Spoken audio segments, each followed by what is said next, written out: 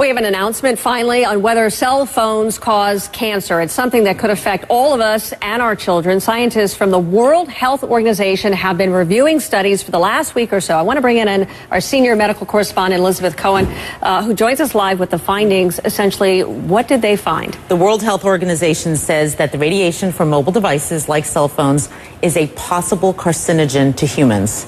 This is a very big deal because you and I have done segments about this before. Sure. It has gone back and forth. And this is really the first time that a large group, and it doesn't get any more sort of prestigious in many ways than the WHO, to say that it's a possible carcinogen. It puts it in the company of several other kinds of things. And so I want to tell you what it is, and I think that might give people an idea of what we're talking about. It puts it in the company of things like lead is also a possible carcinogen, according to the WHO, as well as engine exhaust and chloroform.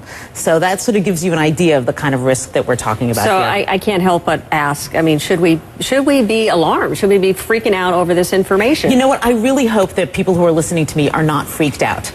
For two reasons. One, they won't do the right thing, and we'll talk about what the right thing is in a minute. And two, they'll panic, and that's kind of silly because all these years we've been on cell phones and holding them to our heads, which is what we're talking about as being bad. That's done. You can't do anything about that.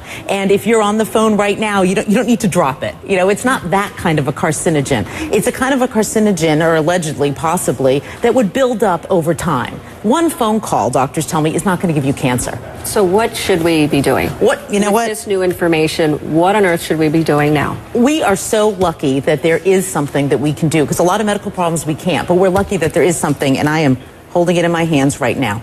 You use a device to keep that phone away from your head. Okay, I'm going to make it very simple.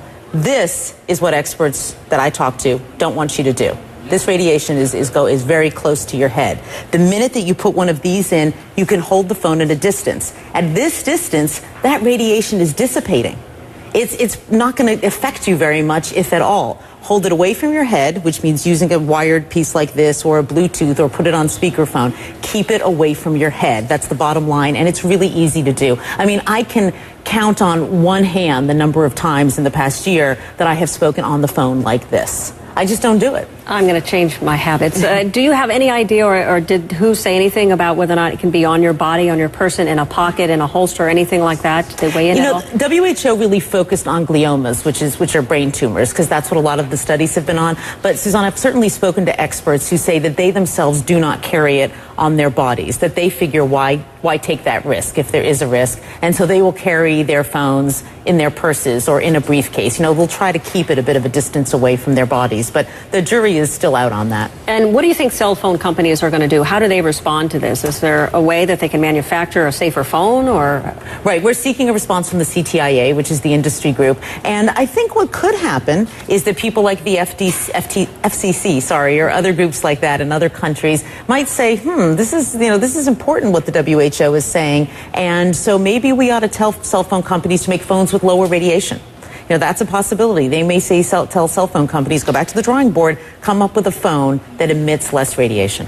So bottom line, for those who are watching and who've wondered about whether or not this causes cancer, right, it's all about keeping it away from your head. Right. The WHO says possibly. So experts I've talked to say, why in the world would you take the risk? Keep it away from your head by using some kind of an earpiece. All right, Elizabeth, thank you so much. Thanks. It's something a lot of people have been asking and wondering, and clearly we have something that is rather conclusive from a very prestigious organization. It is a big deal. It is. It is. All right. Thank you, Elizabeth. Thanks.